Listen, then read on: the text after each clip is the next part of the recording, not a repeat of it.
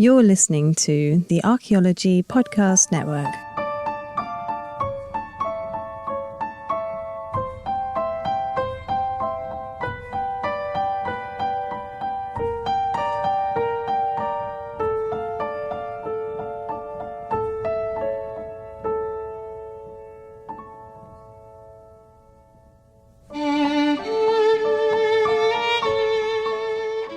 Welcome to the Past Macabre, where we journey through history to uncover how our relationship with death reflects the values, fears, and hopes that shape the way people live. I'm your host, Stephanie Rice. Thank you for joining me for episode 16. It's the first part of a 2-episode series on the archaeology related to one of Britain's most iconic and elusive figures of resistance, Boudica.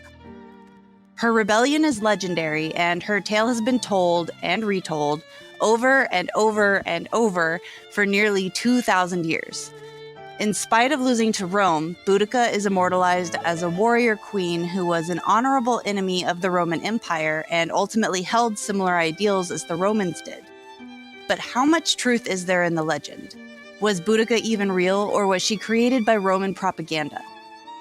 Archaeology can help us sift out the historical facts from literary embellishments to paint us a more complete picture of the Celtic tribes of Britain, how the different tribes interacted with the Roman Empire, and Boudica's revolt. In this episode, I want to give you a little context for the world Boudica was born into. It was a time of quick cultural, political, and economic change between the late Iron Age to the Roman period. Julius Caesar led an expedition to Britain in 54 BCE and established the first official client kingdom alliances with the local leaders. And then in 43 CE, within 3 generations, relations soured and Claudius conquered them by military force. Now let's dive into the archaeology of Boudica Part 1, Late Iron Age Britain and the Iceni.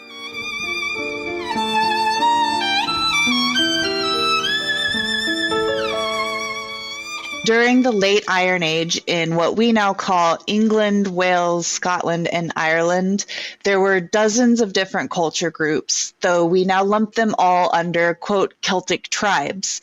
But they had distinct rituals, cultural practices, beliefs, economies, lifestyles, and so it really is a disservice to try to lump them all under one thing.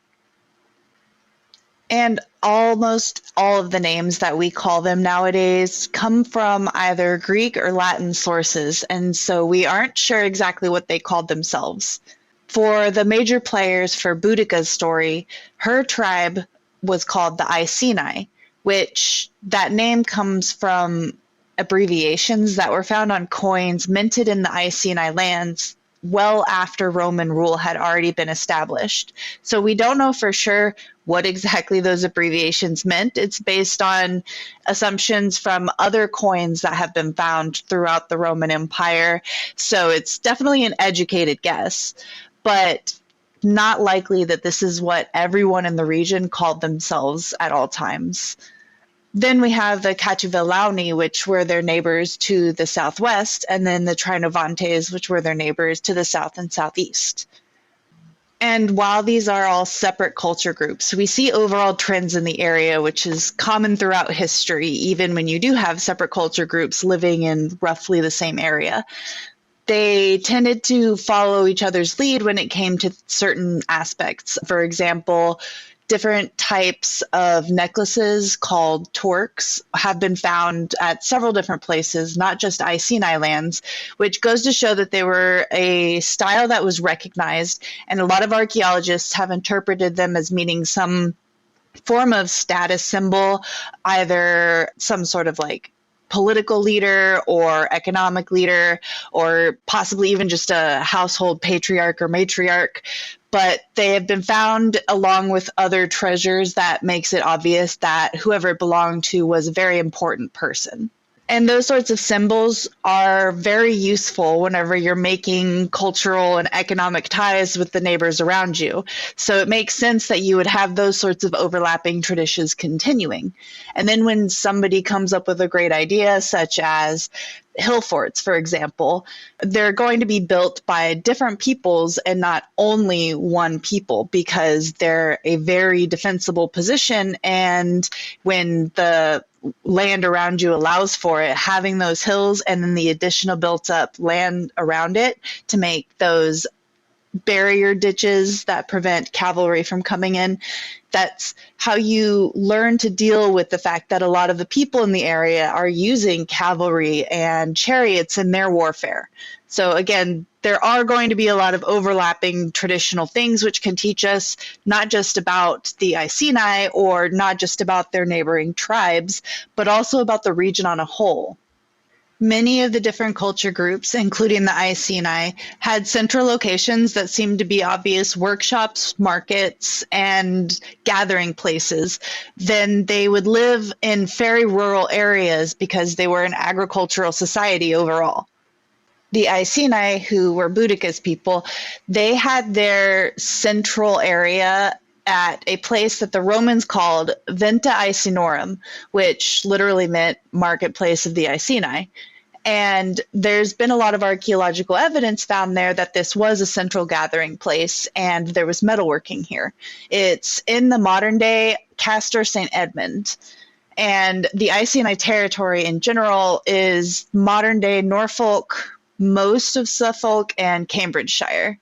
Archaeological evidence shows that Roman contact with a lot of the different tribes in southern Britain actually started as far back as the 2nd century BCE, but there wasn't any military presence there. There were no invasions happening. It was trade happening between the mainland, and it might not have even been direct trade. It could have been trade through the Gauls on the mainland to Rome, instead of directly Rome and the tribes of the British Isles connecting themselves.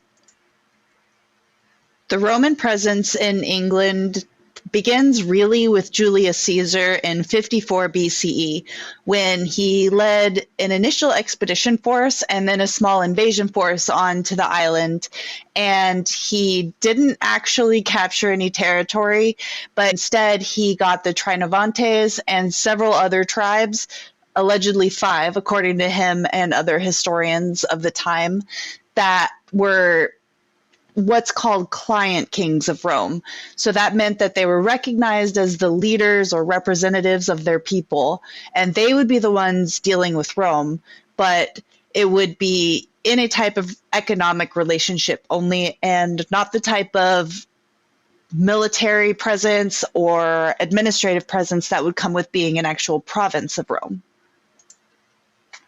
That's not to say there wasn't any bloodshed, though, because whenever Caesar arrived, the Trinovantes allegedly allied with Rome in order to use Caesar in order to get revenge on the Catuvillani, who had recently killed the father of their current leader, who became the client king, in a raid or some sort of other large-scale dispute that was going on between the tribes. In doing so, this also established the Trinovantes as a fairly important piece to the Roman Empire at the time when it came to the economy with trading with the British Isles. And then that allowed the Romans to take a lot of the Catuvillani land and put it under Trinovantes' rule, at least officially according to Rome. Now, we don't know if this was exactly followed. This, again, all comes from texts that were written by Romans, some even generations after the fact. So these texts were written with some bias, for sure, and there's no archaeological evidence either way of the Trinovantes specifically ruling with any sort of power over the Catuvillani, because there was so much overlapping cultural material already. There is just evidence of an increase in Roman trade goods. So there's clearly a path that Rome was able to get to in order to increase trade in the area. The Trinovantes and the Catuvillani and the Iceni were not the only of these client kings of Rome or client kingdoms of Rome.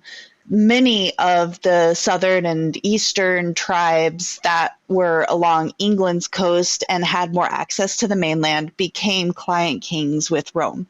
And this continued for quite a while because, again, there were so many things that Rome had to focus on the mainland, especially with how much that Caesar had expanded the empire.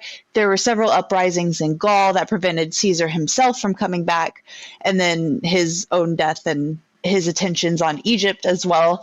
And so you have several decades and generations where people are peacefully living and making a lot of money off the Roman Empire. During this time, we also see an increase in a wealth gap between the people who are merchants and have access to trade with the Romans and the people who have less commodified trade goods.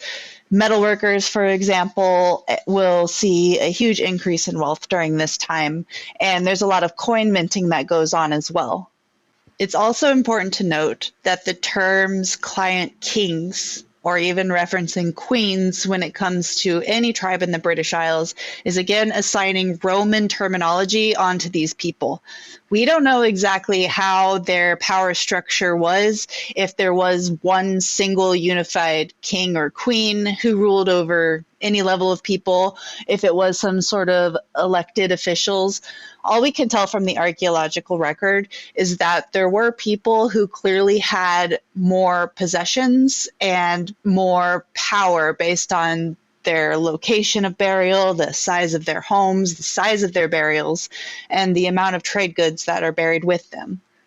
Without specific texts from the Iceni or any of the other tribes themselves, which we do not have and will never have, because the concept of writing things down was not a universal idea throughout the world at the time.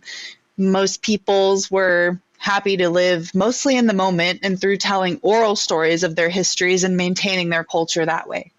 I will probably just be reminding you multiple times that a lot of this comes from very Roman bias, so that I can make it as clear as possible that a lot of this entire tale, like Boudica's story, the evidence that we have initially all comes from the Roman side. But now we have archaeological evidence that's starting to back up the truth of what exactly happened, whether there was any level of Roman omissions where they didn't want people to know certain aspects, or whether there were Roman embellishments where they wanted to make themselves or someone else seem better for whatever reason. I will definitely be going into a lot of the critiques about the Roman bias specifically later, but now we'll get back to explaining just the history of this area and give you a bit more of the picture of the buildup to Boudica's rebellion. So these client kings, they had very complicated relationships with Rome as military presence did start to move in. A lot of these client kings had gained a lot of wealth through their interactions with Rome over time. A lot of people have been able to establish a lot of power that they were able to pass directly to their sons. We can tell based off of coinage that was minted during this time. And it's unclear if that was something that was as traditional prior to this or not.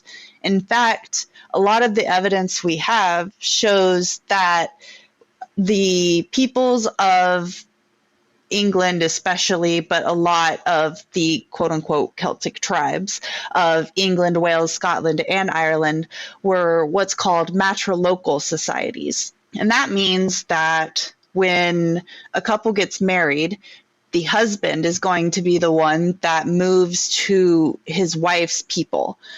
They're going to stay around the wife's family. They're going to honor the wife's family closely. It's a tradition that's not commonly seen in the archaeological record or written history or even modern times. The traditions are often the other way around, where the woman is the one who goes and lives with her husband's family.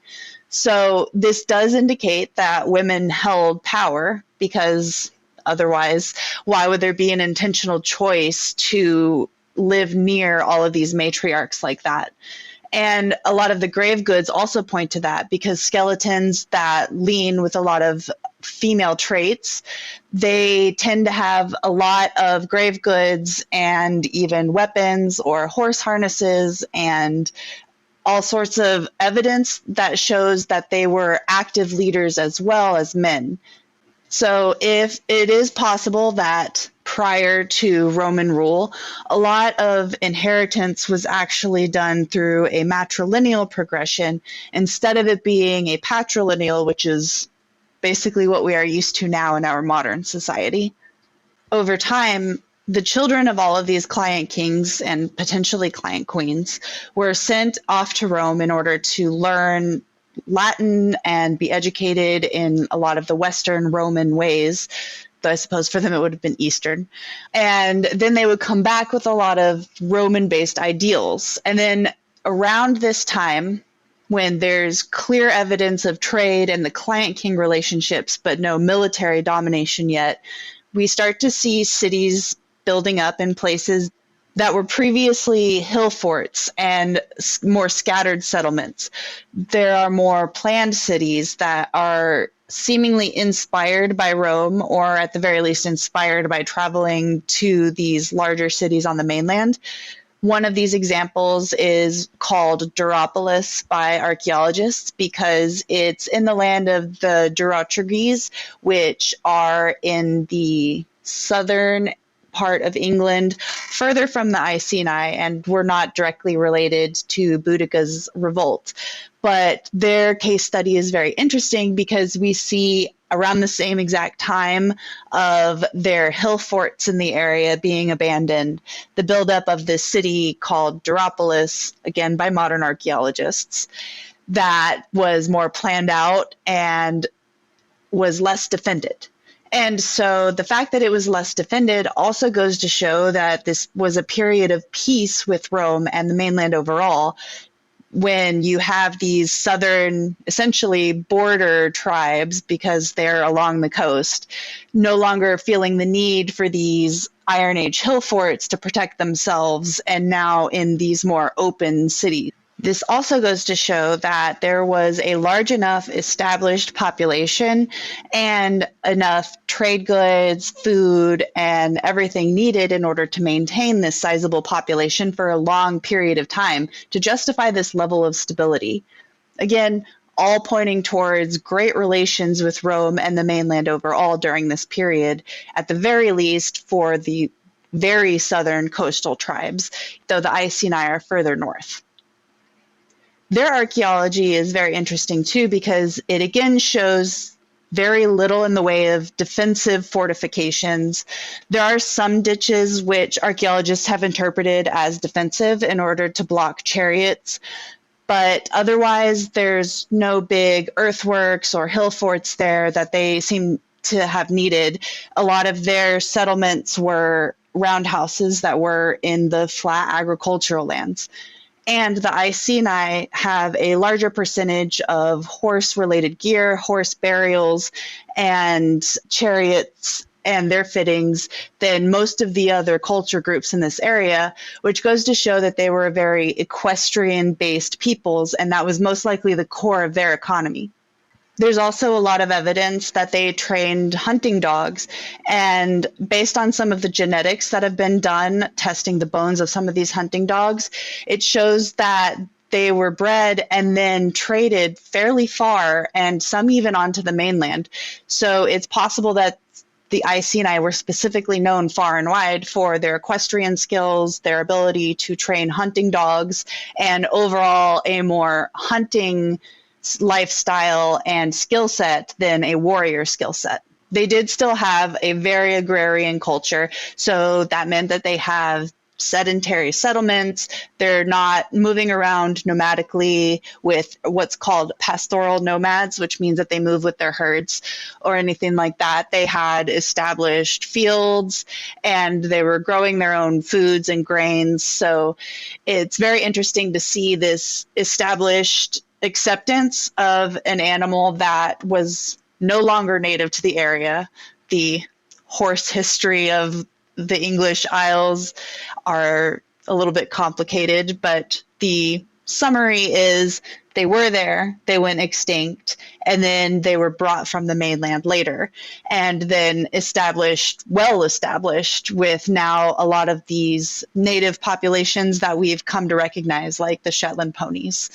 So it's very cool how, especially here, we see a lot of the evidence of horses being very, very important to this culture group and their specific identity.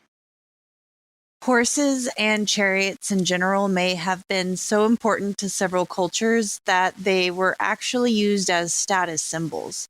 There's a lot of archaeological evidence that shows the Iceni and several other tribes amongst what is now modern day England had a lot more hoards of horse gear, like harnesses or chariot fittings or horse bridles and things of that nature than they did of treasures like jewelry that was meant for humans or even coins.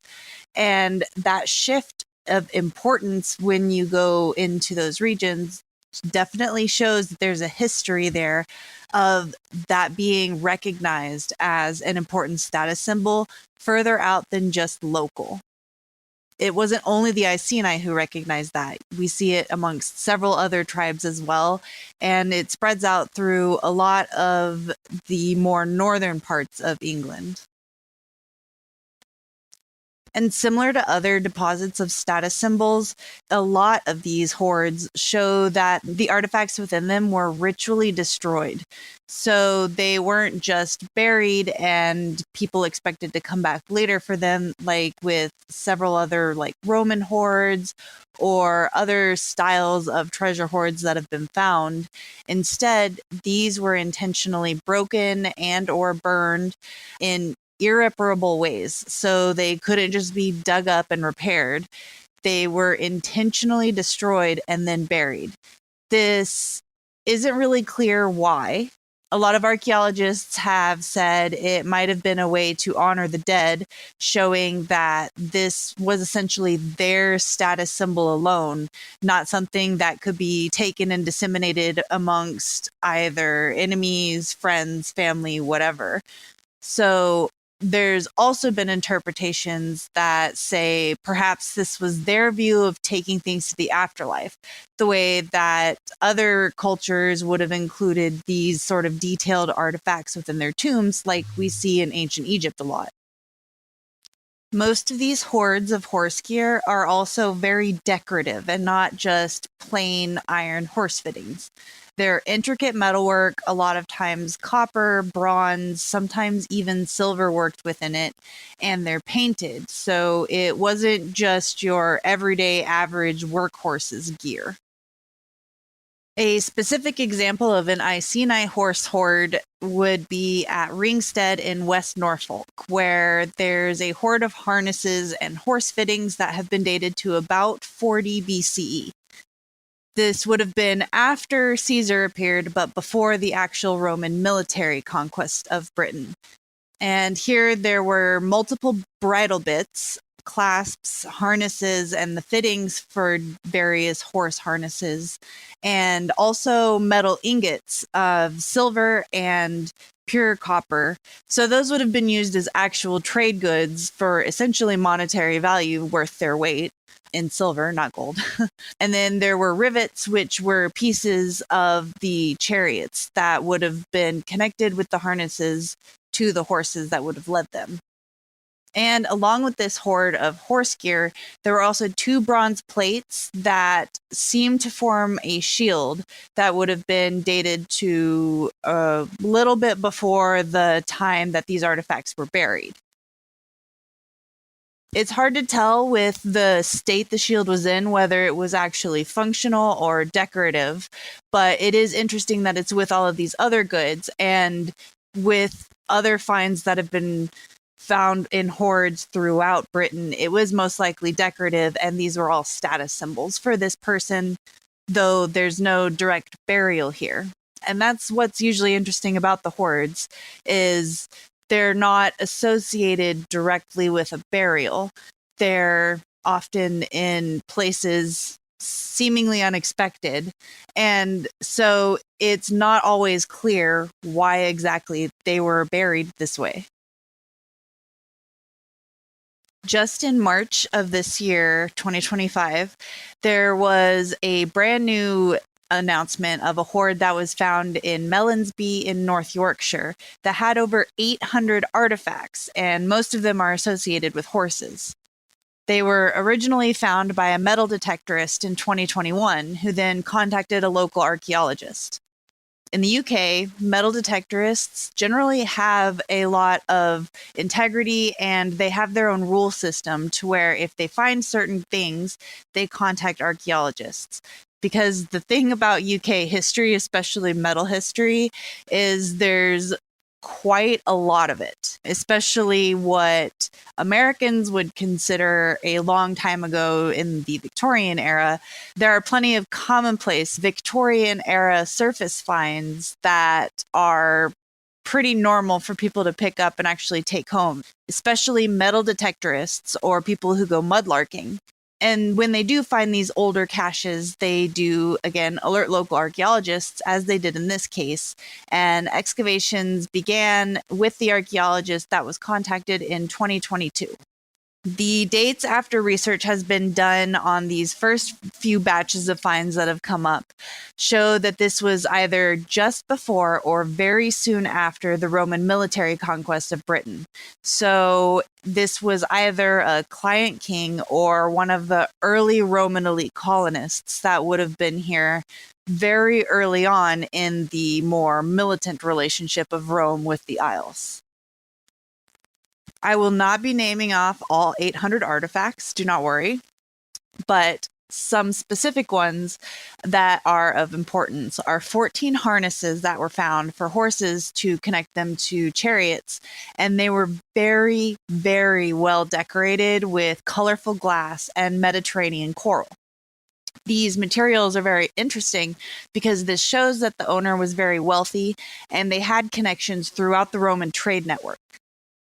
There are wheels and pieces for at least 7 chariots, so likely 2 horses per chariot, and there's fittings for even more horse gear. It's unclear if that would have been like all actively used at the same time, or if this was a collection of goods. Along with all of that, there were 3 very, very ornate spears. They're very clearly ceremonial or decorative, not at all practical. And there was also a very large bowl that was decorated with both Iron Age Celtic designs and Mediterranean designs.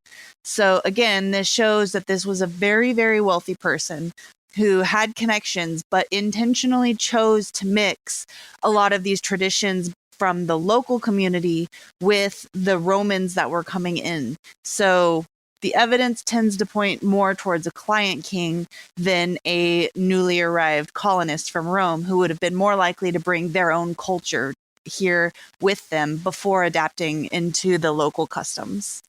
From the time when Caesar first arrived with his forces to the time that Claudius invaded, there was a lot of trade increasing really, really fast, and a lot of these client kings, like this person most likely, were gaining more and more wealth. And they were starting to display status through material goods more like Romans did than their previous traditions had shown in the archaeological record. It was during this period of time that Boudica was allegedly born. Now, I say that because the information we know about Boudica comes from Tacitus, a Roman writer who wrote about her in the Agricola in 98 CE and then in the Annals in 115 CE. This was many, many years after the Boudican rebellion. Tacitus would have been 4 to 5 years old when Boudica's rebellion happened, and the details he wrote came from his father-in-law, Agricola, who recounted his portion in it towards the end, and then secondhand reports from the beginning. So this was all done many years after the fact, and the information can definitely be taken with bias as well, because the targeted audience was going to be Roman readers. But we shouldn't completely discount Tacitus or the later writer Dio, who also wrote about Boudica, because both of them gave details that were proven facts within their greater writings and some details within their writings about Boudica herself. For example, specifically, they both describe Boudica wearing styles of wool clothing that has actually been found in the archaeological record that was in fashion in Iron Age Britain before a lot of Roman influence came along. And they describe the torque, which was a style of necklace that was worn around Boudica's neck, as well as the importance of the brooch that she wore, though they didn't give details on what the brooch looked like. And all of these things do point towards factual information for clothing worn by pre-Roman Britons during this time period. And it would have been an important way for her to show her own loyalties by choosing to wear her traditional clothing over anything that was actually Roman inspired if she was in fact leading a revolt. So these facts do show that there's enough that we should take these writers seriously when we do consider whether or not Boudica herself was an actual historical figure. Historians agree that she likely was real, but it's unlikely that the Roman authors would have known her true age at the time of the rebellion. They just base it off of the fact that she already had nearly adult daughters by Roman standards, and that she was also married to a client king. So that would have put her roughly in her early 30s by Roman standards. But whatever the real year of her birth, she would have grown up in this time of very, very quick change that was going on from the time that Caesar arrived to the time that the Romans actually invaded. It had likely already been several generations of contact, both negative and positive, with Rome for various people across southern England. Maybe even for the Iceni. We aren't, again, sure, because a lot of this comes from biased Roman writing. Client kings during this period began plotting to use Rome for their own devices, according to a lot of the Roman authors. What the archaeological evidence shows is that there was an increase in the production of chariots and horse fittings over the production of jewelry and other more household goods. But it's unclear if that was due to mercenary work, as they were either themselves going out to work for the Romans, or if they were simply equipping the Romans, or maybe even other British tribes of this area that were standing against the Romans. There's a long list of possible what ifs for why this shift happened. But another potential that I would like to bring up is potentially they were feeling the need to defend themselves against Rome during this period, as this divide in pro-Roman sentiment and anti-Roman sentiment started growing. Tacitus and Dio both, again, blame the Trinovantes and the Cativellauni for trying to use Rome in their own personal grudges against each other, and this is what gives Claudius, the emperor at the time, the excuse to bring in an invasion force and conquer Britain in 43 CE. According to Claudius's triumphal arch, 11 Celtic tribes swore him fealty after his invasion, though the names have been lost to time, either a combination of weathering and unintentional damage, and then intentional damage done throughout the centuries that since it was built. However, the Roman authors do say that the Iceni, or at least Boudica's people, were not conquered by military force, and the archaeological evidence tends to point towards that as well. It seems that the Iceni entered an alliance willingly as a client kingdom with Rome instead of being conquered through military force, though it's unclear if they were previously client kings and this was essentially a renewed contract, or if this was the beginning of a brand new contract with the Iceni. This is where the Roman writers name the first and only Iceni client king, as they call them, within their texts, and that's Prasutagus, who is Boudica's husband. Pursudigus is also depicted on some Iceni coins from the period, so there is archaeological evidence of him existing, though it's not 100% clear because similar to the Iceni name, abbreviations are used and it's a Latinized form, so it's not even clear if Pursudigus is even a variation of his Celtic name or not. And once again, we don't know if he was actually seen as a king by the Iceni, if he was even able to speak for all of the Iceni people. He could have simply been the head of a merchant household, or he could have actually been an elected leader chosen to represent the entire wider community of settlements in order to make contact with Rome. He could have been randomly selected by Rome and not even recognized fully by the locals. We aren't 100% sure because there's no definitive proof that he as a person was revered by any of the Iceni at all. We don't even know if any of the elite graves that have been found in Iceni territory would have been his, because they wouldn't have identified their leaders through any sort of Romanized name like that. It's entirely possible that archaeologists have already excavated his tomb and simply don't know it. As I've said repeatedly, unfortunately, I feel like a broken record. We don't have much evidence from the point of the Iceni or any of the other native peoples to Britain at the time of Roman conquest. And all of the sources that we have come from very heavily Roman-biased accounts. We've been filling in the gaps with archaeological finds over the years, and hopefully over time we'll get more and more so that we can piece together even more context of the Iceni from their point of view, and many more of the other Celtic tribes. New archaeological evidence is coming out every year that teaches us more and more about the very separate and distinct identities that these different culture groups had that lived along what we call the Celtic British Isles during the late Iron Age period. And I certainly can't wait to see what else keeps coming out, especially as more and more of these projects are getting funded through local universities and also more and more crowdfunding campaigns to fund these sorts of digs. Thanks for listening to the Archaeology of Boudica Part 1, Late Iron Age Britain and the Iceni.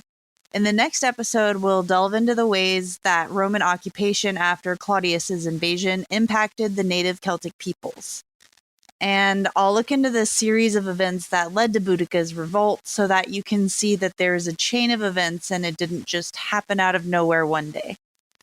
I'll also share the archaeological evidence that confirms that it really did happen, and this wasn't just a fantastical tale written down by Roman authors. Thanks again. Until next time. Thanks for listening. Be sure to subscribe to keep up with new releases. Please leave a rating and a comment. That helps the show reach others who may be interested in the Past Macabre. For access to bonus content from all Archaeology Podcast Network shows, become a member at archpodnet.com/members. That's archpodnet.com/members. You can find show notes for this and other episodes at archpodnet.com/TPM and follow Past Macabre on Instagram. That's PAST_MACABRE. You'll find pictures of the sites and artifacts discussed, Q&A sessions, and episode topic votes. Hope to see you there.